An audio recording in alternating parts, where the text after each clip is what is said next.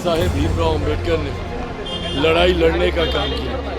ये वही सामंती मानसिकता है जिसके खिलाफ मेरे नेता, मेरे पिता आदरणीय रामविलास पासवान जी ने लड़ाई लड़ी। भले वो दलित समाज के हों, अगड़ा समाज के हों, पिछड़ा समाज के हों, मुसलमान हो, जो भी हो, हर जाति हर धर्म के लोग इस बात को भी देख रहे हैं कि बिहार में कौन भेदभाव की भावना को इस तरीके से भड़काने के और राजद के नेता, उनके समर्थक इस तरीके की जातिवादी भावनाओं को, छूत अछूत की भावनाओं को। जी नमस्कार, मैं हूं राज पाठक।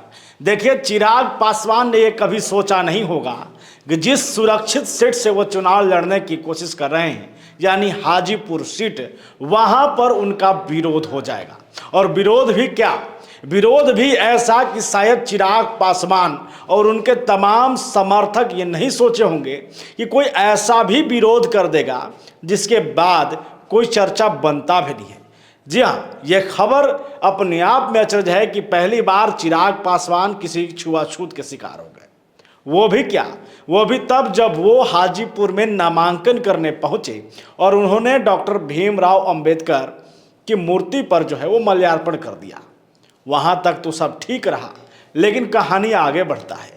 जब आपको पता है कि चिराग पासवान हाजीपुर से चुनाव लड़ रहे हैं, हाजीपुर से ही चुनाव क्यों लड़ रहे हैं, क्योंकि उनके जो चाचा थे पशुपति पारस, वो 2019 में वहां से लोकसभा के सांसद बने थे।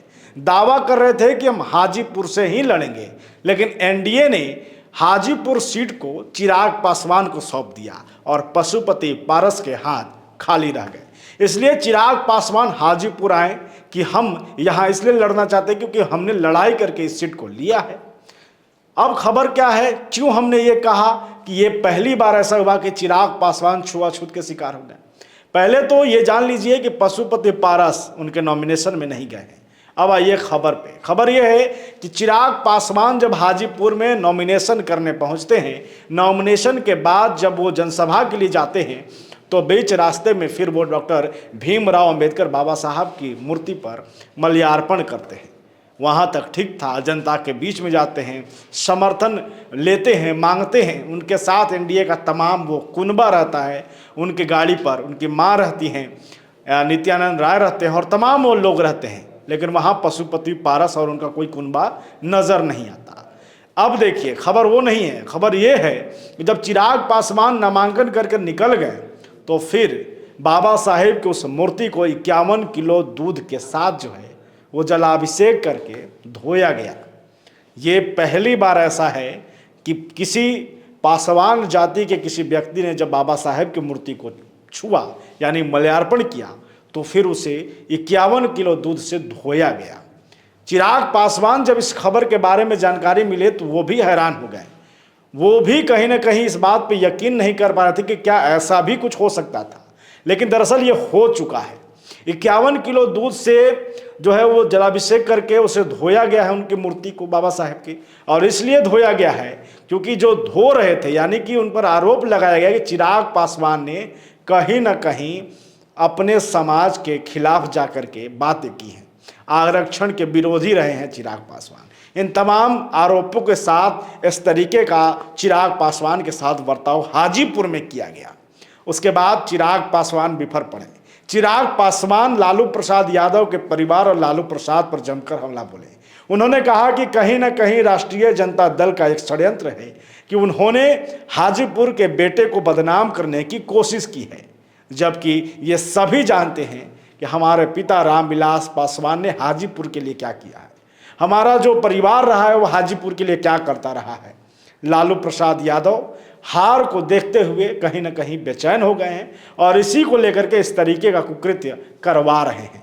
देखिए चिराग पासवान क्या बोलते हैं। दलित समाज के लोग जो है वह प्रतिमा है उसको धोया था कल। ये सोच उसी मानसिकता को दर्शाती है जिस मानसिकता के खिलाफ हमेशा डॉक्टर बाबा साहेब भीमराव अंबेडकर ने लड़ाई लड़ने का काम किया।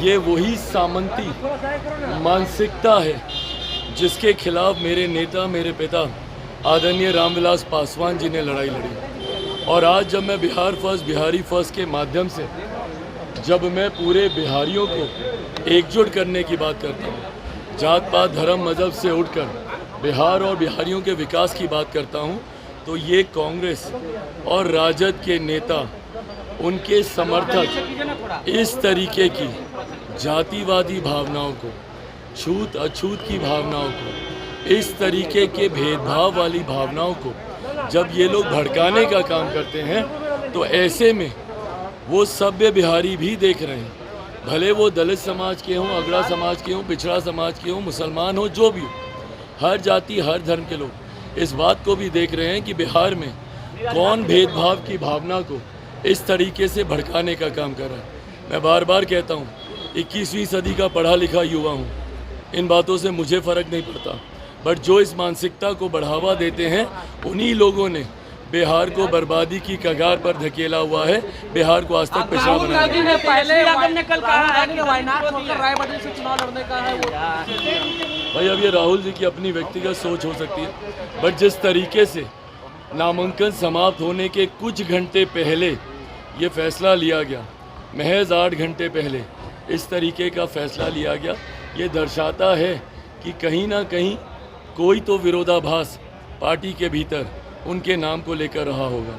बट हाँ, जिस तरीके से अमेठी हारने के बाद राहुल जी ने कभी दोबारा सालों तक अमेठी जाना ज़रूरी नहीं समझा, ऐसे में रायबरेली की जनता भी इस बात को दिमाग में रखेगी कि अगर रायबरेली से ये हारते हैं तो कम से कम ये वापस नहीं आएंगे, तो ऐसे प्रत्याशी को वहाँ की जनता कम से कम साथ तो नहीं देगी।